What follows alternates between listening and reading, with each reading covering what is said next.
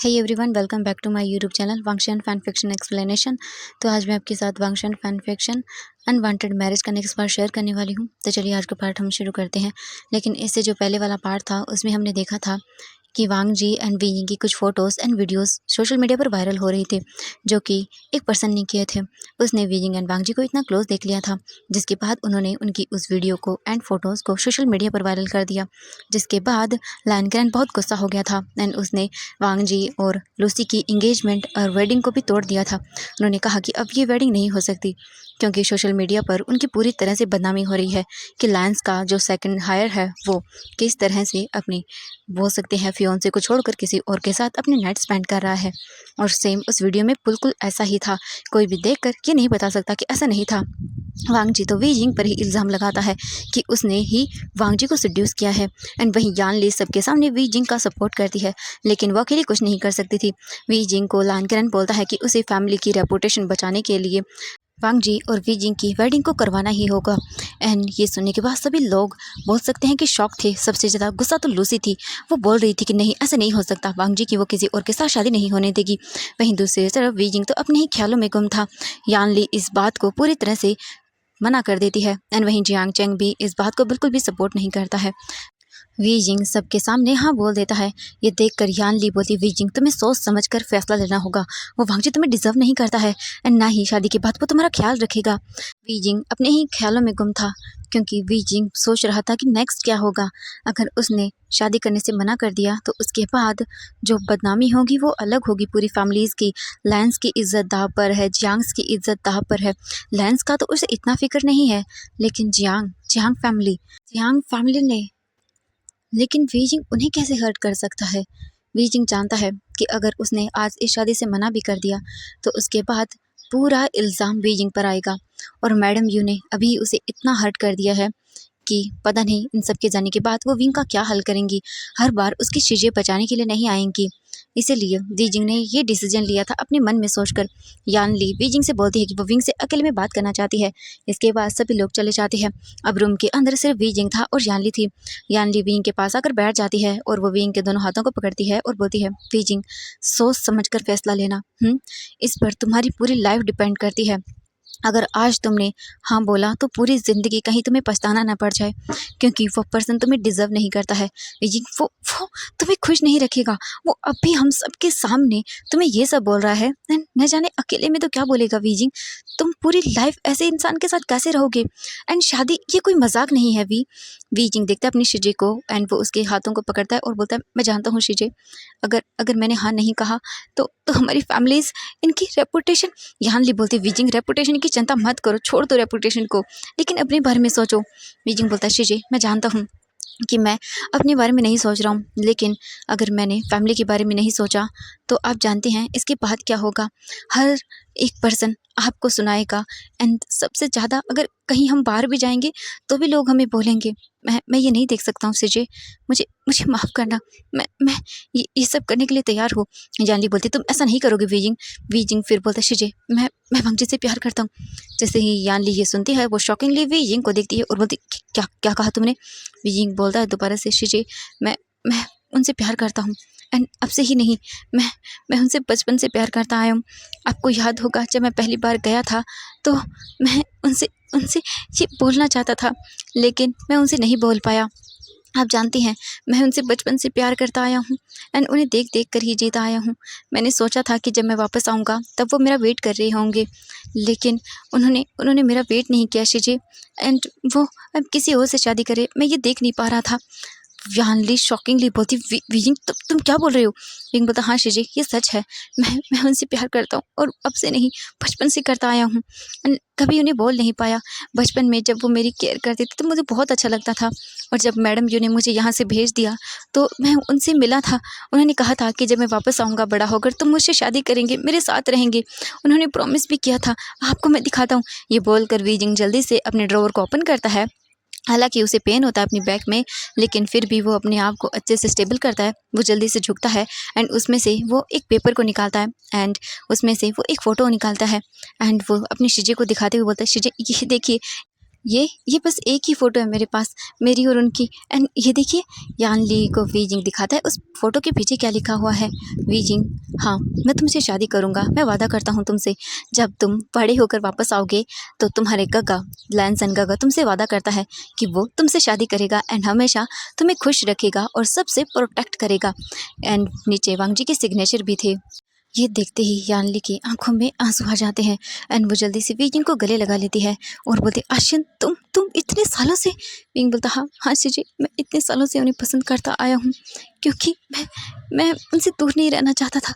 लेकिन जब मैं इतने सालों बाद वापस आया तो मैंने देखा वो तो मुझे भूल गए हैं। उन्होंने जो बचपन में मुझसे वादा किया था वो उन्हें याद ही नहीं है शिजे। मैं क्या करूँ शिजे, मुझे बहुत हर्ट हुआ था जब मैंने पहली बार देखा था उन्हें। उन्होंने कहा कि बस हेलो, मुझे बहुत बुरा लगा शिजे। मैं क्या करूँ। यहाँ ली बोलती, विजिंग तुम मुझे समझ नहीं आ रहा तुम कैसे प्यार कर सकते हो उस इंसान से। ये सुनने के बाद वी जिंग बोलता है, शिजे मैं उनसे बचपन से प्यार करता आया हूँ, मुझे बचपन से वो पसंद है। मैं कभी उन्हें बोल ही नहीं पाया कि मैं उन्हें प्यार करता हूँ। मैंने उनसे कहा था कि मैं उनसे शादी करना चाहता हूँ, लेकिन जब मैं इतने सालों बाद वापस आया तो जैसे उन्हें कुछ भी याद नहीं है। शिजे मैं क्या करूँ। यान ली बोलती है, वी जिंग क्या यही रीज़न है तुम उनसे शादी करना चाहते हो। वी जिंग देखता है और बोलता, मैं उनसे प्यार करता हूँ, इसीलिए मैं चाहता हूँ कि मैं उनसे शादी कर लूँ, क्योंकि मैं उन्हें अपने आंखों के सामने किसी और का होते हुए नहीं देख सकता हूँ। मुझे माफ़ करना शिजी, लेकिन मैं शादी करना चाहता हूँ उनसे। ये सुनने के बाद यान ली बोलती है कि वी जिंग क्या तुम श्योर हो। वी जिंग बोलता, हाँ। वी जिंग अपने मन में सोचता है, एक ये रीज़न भी है और दूसरा ये कि मैं मैडम यू कि वो सब चीज़ें नहीं सह सकता हूँ, क्योंकि मैं जानता हूँ अगर मैंने ना कहा तो मैडम यू मुझे जीने नहीं देंगी यहाँ पर। वो पहले से ही मुझे इतना टॉर्चर करते आई हैं एंड अगर इसके बाद क्या होगा, मैं नहीं रह सकता हूँ यहाँ पर। मैं जल्दी से जल्दी वांग जी से डिवोर्स ले लूँगा। हाँ मैं जानता हूँ वो मुझे पसंद नहीं करते हैं, किसी और से प्यार करते हैं, लेकिन मैं जल्दी से जल्दी उनसे डिवोर्स की बात करूँगा एंड मैं जानता हूँ कि वो मुझे डिवोर्स दे देंगे। कुछ महीनों की बात है और अगर कुछ महीनों के बाद हम डिवोर्स ले लेंगे तो फिर कोई फ़र्क भी नहीं पड़ेगा, ये बात शांत हो जाएगी और फिर मैं यहाँ से दूर चला जाऊँगा। जैसे ही मैं शादी कर लूँगा उनसे, उसके बाद मैं कोई जॉब कर लूँगा। मैं जॉब साथ में कॉलेज दोनों करूँगा, ताकि उसके बाद जब मैं यहाँ से सब कुछ छोड़ कर चला जाऊँ तो मेरे पास पैसे हों। हाँ मैं यही करूँगा, मैं साथ में जॉब कर लूँगा, जिसके बाद मेरे पास पैसे आ जाएंगे और जब मैं उनसे डिवोर्स लूँगा तो मैं अपनी कहीं अलग जगह चला जाऊँगा। हाँ बस इन सब चीज़ों से दूर चला जाऊँगा। वीजिंग अपने मन में पूरी तरह से ये डिसाइड कर लेता है। यान ली बोलती, वीजिंग क्या तुम लास्ट डिसीजन ले रहे हो, कहीं ऐसा ना हो कि तुम्हें अपने इस फैसले पर रिग्रेट हो। वीजिंग देखता है और बोलता, नहीं शिजे मुझे रिग्रेट नहीं होगा, अब चिंता ना करें, मैं संभाल लूँगा अपने आप को। ये सुनने के बाद यान ली बोलती, ठीक है मैं तुम्हें इस फैसले में सपोर्ट तो नहीं करूँगी, लेकिन तुमने अपने लिए कुछ डिसीजन लिया है तो सोच समझ के लिया होगा। वीजिंग बोलता, हाँ। इसके बाद सभी लोग थोड़ी देर के अंदर रूम के अंदर आते हैं। रूम के अंदर आकर लैन किरण विंग को देखता है और बोलता है, तो तुमने क्या डिसीजन लिया। वीजिंग बोलता है, मैं लैन वांग जी से शादी करने के लिए रेडी हूँ। एंड वांग जी जब ये सुनता है तो गुस्से में विंग को देखता है और बोलता, तुम। लेकिन लैन किरण बोलता, चुप करो तुम। एंड ये सुनते ही लैन किरण की बातें वांग जी बिल्कुल चुप हो जाता है। एंड फिर वांग जी विजिंग को गुस्से में घूर रहा था कि जैसे वो अभी उसे मार डालेगा। एंड वहीं लूसी विजिंग को देखती है और बोलती, तुमने मेरा हस्बैंड छीना है, तुम कभी कुछ नहीं रह पाओगे। और मैं तुम्हें, इससे पहले कि वो कुछ और बोल पाती तभी वहाँ पर लूसी के डैड और मॉम आते हैं और बोलते हैं कि अब सब डिसाइड हो चुका है तो लूसी तुम्हें चलना होगा। लूसी बोलती, नहीं मैं नहीं जाऊँगी वापस, एंड ये नहीं कर सकता मेरे हस्बैंड से शादी, नहीं वांग जी मेरा है, पूरी तरह से मेरा है। वांग जी तुम मेरे हो ना। वांग जी उसे देखते और बोलता, हाँ बिल्कुल मैं भी इसे एक्सेप्ट नहीं करता हूँ। ये सुनते ही लायन किरण वांग जी के सामने आते हैं और बोलते, क्या कहा तुमने। वांग जी अपने फेस को नीचे कर लेता है। लायन किरण उसके फेस को ऊपर करते हैं और बोलते हैं, याद रखना समझ आया तुम्हें, तुम्हारी शादी आज शाम को ही होगी, वो भी वी जिंग से। और तुमने दोबारा से कहा कि तुम शादी नहीं करना चाहते हो, तो याद रखना मैं तुम्हें अपनी इस प्रॉपर्टी से बेदखल कर दूंगा। ये सुनते ही वांग जी बोलता, अंकल आप ऐसा नहीं कर सकती। लायन किरण बोलता है, मैं बिल्कुल ऐसा ही करूँगा वांग जी, एंड अपने मुंह को बंद रखो और मेरे इस डिसीजन पर नहीं तो तुम्हारी मॉम कुछ बोलेंगी एंड नहीं तुम्हारे डैड। ये सुनने के बाद वांग जी अपनी मॉम डैड को देखता है, अपनी मॉम और डैड को देखता है और बोलता है, मॉम डैड आप ऐसा नहीं करेंगे ना, है ना, मैं शादी नहीं करना चाहता। लेकिन जो बोल सकते हैं मिसेस लान थी, वो बोलती हैं कि तुम्हें करना ही होगा। इतना सब होने के बाद मैं नहीं चाहती कि हमारी फैमिली पर कोई भी लोग उंगली उठाए, समझ आया? तो तुम्हें विंग से शादी करनी ही होगी। ये सुनने के बाद वांग जी बोलता लेकिन, तो जो मिस्टर लान थे वो बोलते हैं हाँ बिल्कुल, वरना जो तुम्हारे अंकल ने कहा वही होगा तुम्हारे साथ, एंड तुमसे अभी के अभी तुम्हारी सारी फैसिलिटीज छीन ली जाएंगी। ये सुनते ही वांग जी अपने सर को नीचे कर लेता है, एंड ये देख कर लूसी बोलते नहीं वांग जी तुम ऐसा नहीं करोगे ना, वांग जी तुम शादी नहीं करोगे ना। वांग जी कुछ भी नहीं बोलता, एंड फिर लान किरण बोलते हाँ सब चीज़ रेडी हो चुकी है, तो वीजिंग के लिए अभी मैंने वेडिंग सूट को ऑर्डर कर दिया है, और वैसे भी बहुत लेट हो गया है, 2 घंटे के अंदर हमें वेडिंग हॉल में पहुंचना है, तो सभी लोग जल्दी करो। ये बोलते ही सभी लोग वहां से जाना शुरू कर देते हैं। लैन किरण आता है विंग के पास और बोलता है तुम चिंता मत करो, तुम्हारा लैन फैमिली में काफ़ी अच्छे से ख्याल रखा जाएगा, एंड जो हो गया सो हो गया, लेकिन जो भी तुमने एंड वांग जी ने किया वो गलत था। ये बोलकर वो चले जाते हैं वहाँ से। यानली विंग के पास आकर बैठ जाती हैं। उन सब के जाने के बाद मैडम यू बोलते हैं यानली बाहर निकलो यहाँ से। ये सुनते ही यानली बोलते नहीं मैं नहीं जाऊंगी, लेकिन गुस्से में मैडम यू देखती हैं और बोलती मैंने कहा जाओ, एंड ये सुनने के बाद यानली को न चाहते हुए भी जाना पड़ता है। उनके जाने के बाद वीजिंग डर जाता है क्योंकि मैडम यू ने डोर को बंद कर दिया था। मैडम यू विंग के पास आती हैं एंड वो विंग के फेस को कसकर पकड़ती हैं और बोलती हैं कि तुमने बिल्कुल भी सही नहीं किया, तुम शादी करके यहाँ से जाते रहे हो, लेकिन यहाँ पर वापस लौट कर मत आना, समझ आया तुम्हें? अगर कुछ दिनों के बाद तुम यहाँ पर वापस आ जाओगे अपना मुंह उठाकर कि तुम उसके साथ रहना नहीं चाहते हो, वो कुछ हो गया या फिर कुछ और हो जाए, तो फिर हमें मत बोलना, आया समझ में? क्योंकि मैं तुम्हारी ये मनुष्य शक्ल अपने घर में नहीं देखना चाहती हूँ। बहुत अच्छा है कि तुम शादी करके जा रहे हो, दोबारा यहाँ पर मत आना, अगर वो तुम्हें लैन वांग जी छोड़ भी दे तो भी। ये सुनने के बाद वीजिंग की आंखों में आंसू आ जाते हैं एंड वो अपने फेस को नीचे कर लेता है। इसके बाद मैडम यू बोलती है कि चलो अब चुपचाप करके उठ जाओ यहाँ से। वो जल्दी से वीजिंग को खड़ा करती है जिससे वीजिंग को पेन होता है, लेकिन वीजिंग एक आवाज़ नहीं निकालता। उसके बाद वीजिंग को लेकर मैडम यू नीचे आती हैं एंड फिर वो उसे उसकी ड्रेस देती हैं। वीजिंग जल्दी से जाता है, ड्रेस को चेंज करके आता है और फिर सभी लोग निकल जाते हैं। वहीं लूसी और उसके मॉम डैड यहाँ से जा चुके थे। थोड़ी देर के बाद सभी लोग कार में बैठकर निकल जाते हैं। यानली इन सब चीज़ों से बिल्कुल भी खुश नहीं थी क्योंकि वो जानती थी अगर वांग जी की शादी वीजिंग से हो गई तो वांग जी वीजिंग को कभी खुश रहने नहीं देगा, लेकिन वो क्या कर सकती थी। वहीं हम दूसरी तरफ लैन वांग जी को देखते हैं जो कि अपने घर आ चुका था और वो वेडिंग सूट में था और अपने आप को मिरर में देखते हुए बोल रहा था वीजिंग मैं तुम्हें छोड़ूंगा नहीं, तुमने मुझसे मेरा सब कुछ छीन लिया है, तुम्हारी वजह से सब लोग मुझे न जाने क्या क्या बोल रहे हैं, लेकिन मैं उन सब चीज़ों का तुमसे बदला लूँगा। तुमने जो भी किया है मैं तुम्हें छोड़ूंगा नहीं वीजिंग, तुम रिग्रेट करोगे कि तुमने मुझसे शादी के लिए हाँ ही क्यों कहा। अगर तुम ना करते तो तुम्हारी शादी मुझसे ना करवाई जाती, तुम्हारे पास ऑप्शन था, लेकिन तुमने बिल्कुल भी मना नहीं किया। तो अब वीजिंग तुम्हें हर दिन में हर पल हर सेकंड रिग्रेट कराऊंगा कि तुमने मुझसे शादी के लिए हाँ ही क्यों बोला, तुम अच्छे से फील करोगे। ये बोलकर वो एक डेविल से स्माइल देता है और फिर तभी लायन सेजन आकर वांग जी की डोर पर नॉक करते हैं।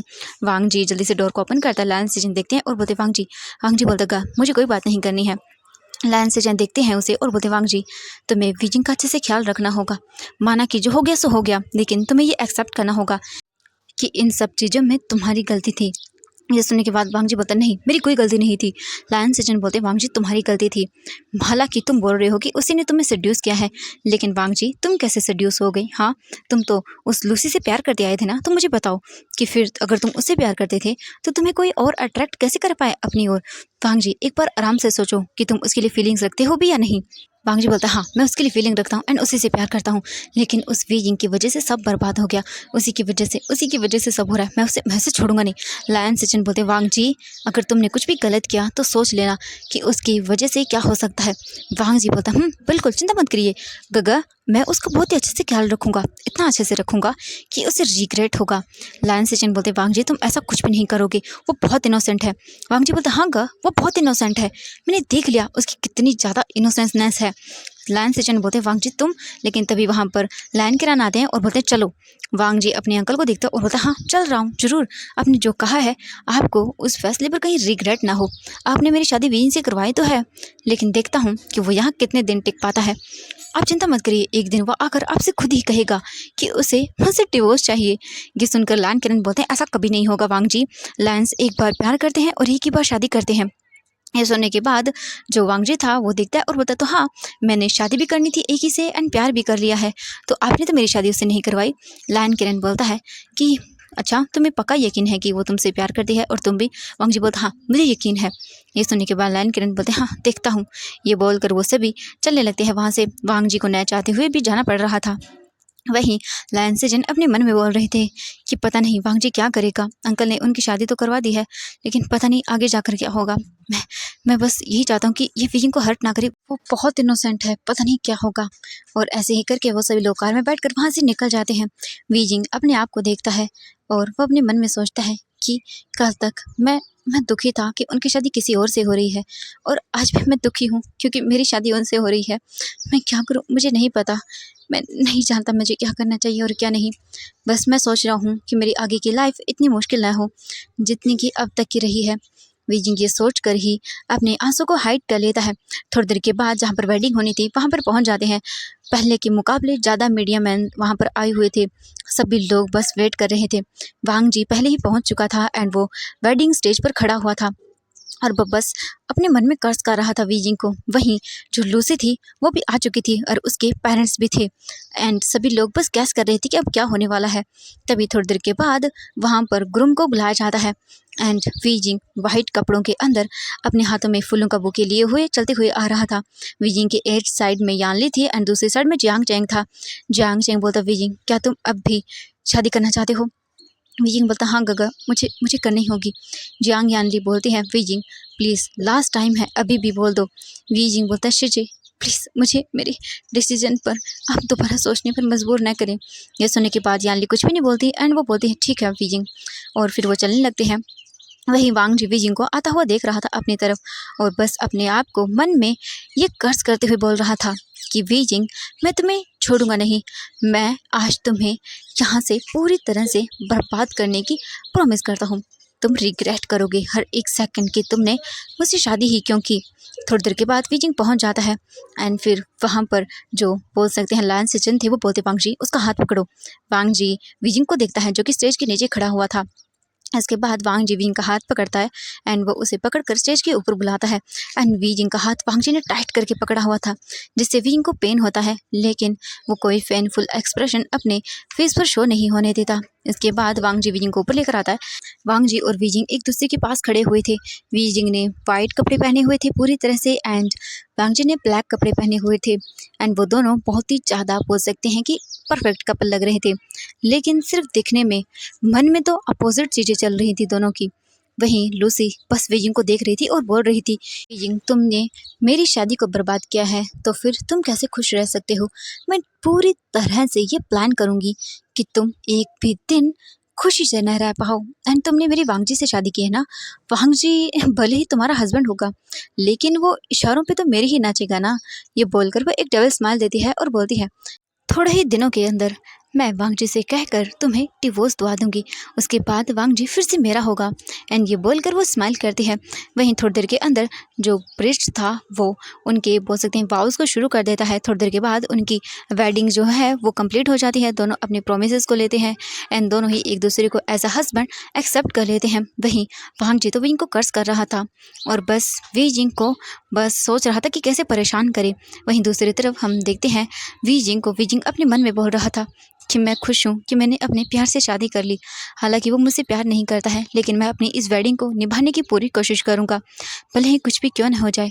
मैं उन्हें धीरे धीरे करके हो सकता है अपने प्यार का एहसास दिला दूँ और क्या हो सकता है वो मुझसे प्यार करना शुरू कर दें। यही उम्मीद लिए हुए वीजिंग अपने मन में इस शादी को एक्सेप्ट कर लेता है। उनकी वेडिंग कंप्लीट होने के बाद प्रिस्ट उन दोनों को किस करने के लिए बोलता है।